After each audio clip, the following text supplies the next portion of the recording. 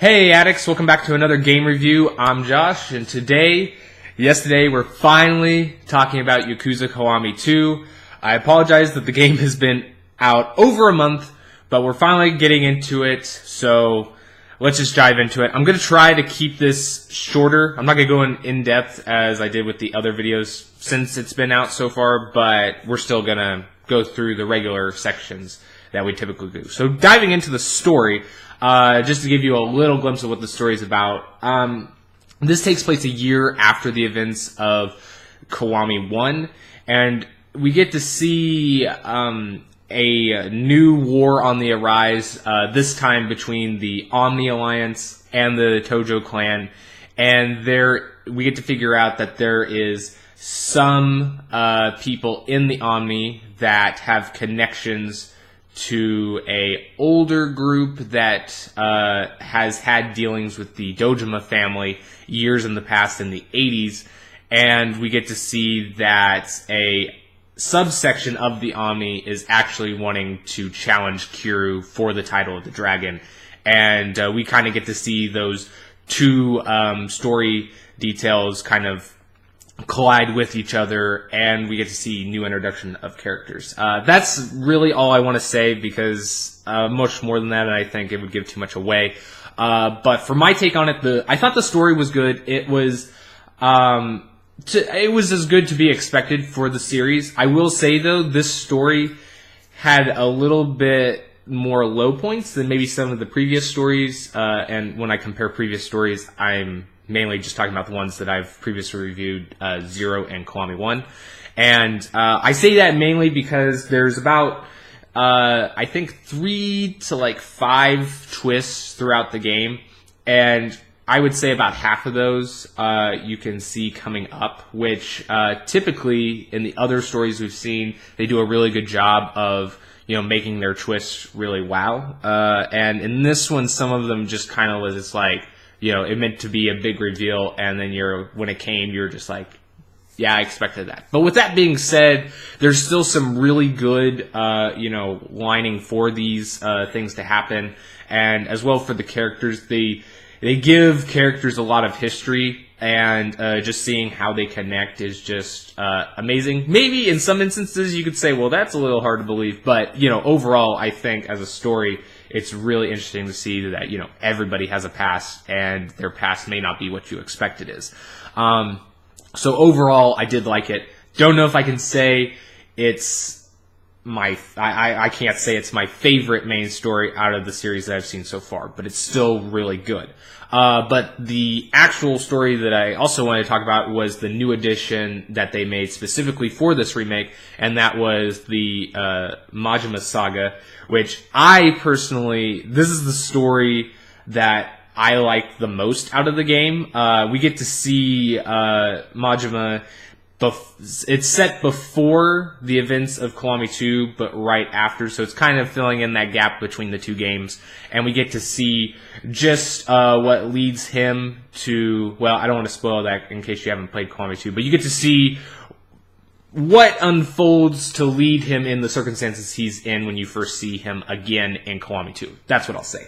But on top of that, the thing that I really liked about his side of the story is we get to see closure from Zero. In Zero, it ended at a very depressing note for him, and it was kind of interesting seeing them finally give closure in a way. And I personally love it. I love how they balance his character in terms of how he prevents himself, because, Majima is a very complex character. He's in Zero, you see him as who he is, and then by the time that story ends and we see him in Kiwami 1, we see him put on a kind of a fake facade, to kind of, or I guess to embrace his wild side. And I like how we get to see that transformation side of him in some areas and some ways that he interacts with people in his story. But I like that we got to see more of who he actually is in terms of how we saw him in Zero. And so I thought that was just a great addition to his character and, setting up things for the story that is told in Kiwami 2. Now, getting on to the next segment, we're going to talk about combat and progression. Combat has been completely redone. In 0 and Kiwami 1, we had different fighting styles that you could switch from, and those styles offered a lot of variety, but switching them and maybe connecting combos from each style was a bit clunky and sometimes laggy, where in this game, all of the style, there's only one style, I guess you could say, and they kind of mashed all of the other styles into one. So you have a bit of like combos and special moves from all the styles into one. And it makes it a lot more fluid. It makes it a lot more faster paced because you're not having to stop to switch or, to wait for certain things to happen. You can just get in there, get it done, and it is really fun. There is some things in it that they changed, I think, for the better. The only thing I can say that I found a little disappointing was that there seemed to be less regular executions where, Kiro doesn't need any special requirements. He can just do it himself. That is, you can unlock more. But it just seemed like all of them are newer, so they're refreshing and they're really cool. It's just that we got way less, I think, than in the 0 and in Kiwami 1. But they make up for this in some ways with you having more heat actions that you can do with weapons. And weapons is actually something that's been greatly improved. They actually have like 3 different types of fighting. So they have 3 different move sets. And there's still a plethora of weapons in the world. So imagine 3 different attacks for each of those weapons. Adds a lot to the combat. I would say weapons is probably more of a focus in this one than any of the ones previously. It's not to say that you have to use them or that you feel obligated to, because I still played most of the game using my fists, just because I found it so fun. But the weapons are there, and they do have a lot more depth. They even have, each of them have their own heat actions, so they can do executions, as well as another big thing that they added in terms of the combat and with the heat stuff is with side missions. I'll get more into this, but they add heat actions depending on side characters that you interact in side missions. And the only other thing in terms of combat would be the extreme heat mode, which you can activate after filling your heat gauge all the way up. And this is a cool way to give you kind of a different style, but not really. It adds, it still has some of the same moves as your default fighting, but it gives you a damage boost, and it also adds some elements of the different styles that you don't see regularly in the default fighting, if that makes sense. I guess to go into a little bit more detail, like for instance, it takes some elements of like the beast mode in previous ones, where if you're near an object, it just automatically picks it up. And then it takes some elements from like the dragon style, where you can land a certain hit, and if it's like a triangle hit, then you can it'll kind of slow down time and zoom in, and you can tap it to create bigger damage. Now getting on to the progression side of things, this is by far my favorite progression system in the series. I think they've constantly improved it. With 0, I think it worked, but it was really bad in terms of that it was really slow and it took a while. In Kiwami, it was fine, but it was kind of something that we've seen in a lot of other games, so it was just kind of like, meh. I mean, it works, but that's not really, cool, I guess you could say. But in this one, I found it really intriguing because they kind of blend immersion with making stuff more useful, because food is something that plays a big part in this. You actually get skill points or points that you can use to upgrade yourself in different areas by consuming food, and you actually have a stomach gauge that limits you to how much you can eat. But there's different ways to do that. You can upgrade your stomach so you can eat more at a time, or you can use elements at the store to make yourself hungry again so you can consume more food. But this was a great way, I thought, because, in the previous games, you had food available to you, but there was just never a need to, because it was like, why am I going to buy, 4 sandwiches when I can buy one, health drink, and it'll, heal me twice as much. So I think they did a great job because they not only gave boosts to food, and there's actually some food that gives you bonuses, but they also made it incorporate into the upgrading system, which I really liked. Now getting on to the side activities, there is a bunch of these. As per usual in the older games, they have a lot of stuff that, like the karaoke and, they have the little RC racing. They have, just a lot of stuff. I won't go into detail. But one of the things that I wanted to highlight in the side activities is the addition of new stuff.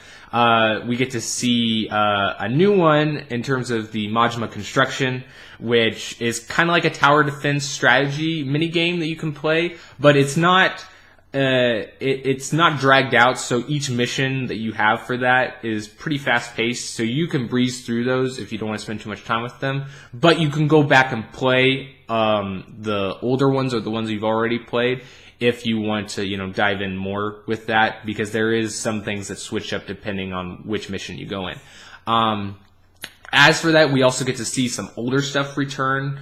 But like, for instance, in Zero, we had a side activity that was new for just Zero, but it was on an older engine, and that being the cabaret missions. And we get to see that return.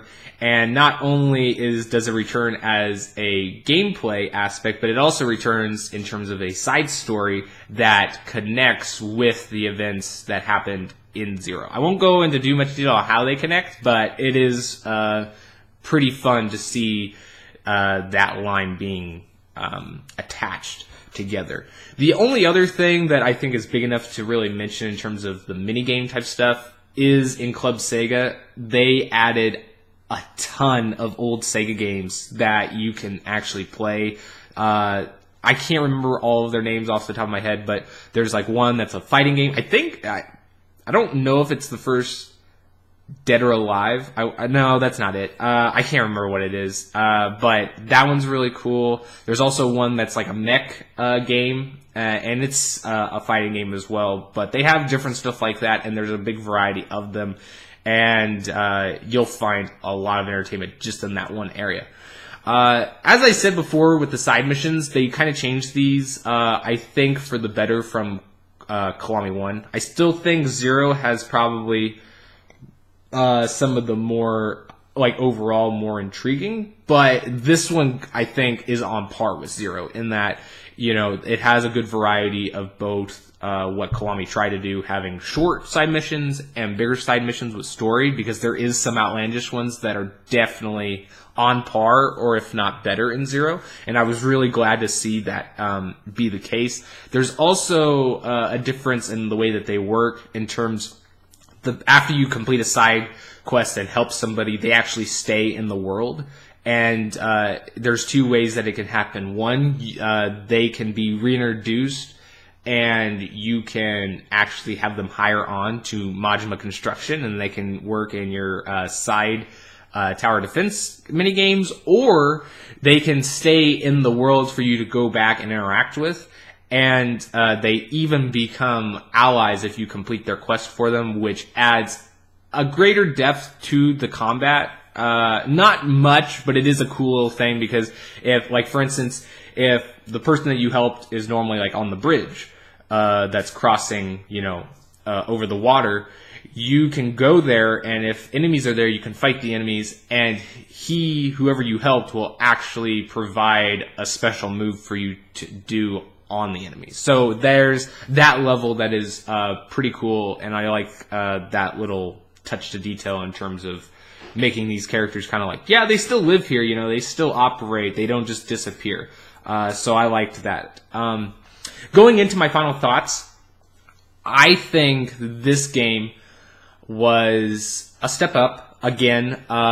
Not only did having it on the new engine helped, because I think they were able to do just so much more, with the mini games, and then also, it looks better, which I'll say the Dragon engine, I think that is, looks really great. But one of the things that I guess is kind of the charm of the Yakuza series is, even though this is, in the sense, a new game because they've remade it from scratch into a new engine, there is elements of it that seem really, I don't want to say vintage, but just kind of take me back to games that I played like maybe 10 years ago, because there's elements in it that, like for instance, there's big ragdoll effects. There's some elements that are maybe more stylized and not supposed to be really realistic. Even though this is like supposed to be set in like a real world, they kind of exaggerate some things, and I think that's just its charm. I like seeing that even though they've updated it,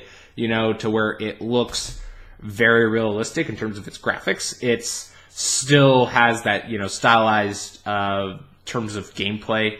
There's a lot of things, like I said, that they improved. The combat feels really great. There's less variety, but it's more fluid, so I will say that I do like it in terms of that, because I felt less frustrated. There are some stuff that they still have come, like for instance, what I noticed in the playing as Majima, he's really great. He does area effects, but if you're trying to do like a one-on-one fight, it still has trouble, figuring out who you're trying to attack. So sometimes your attacks, like the guy standing right here, and you like swipe your knife like here, and it completely misses them. So there's some things like that still feel a little frustrating, but overall, I think they improved it.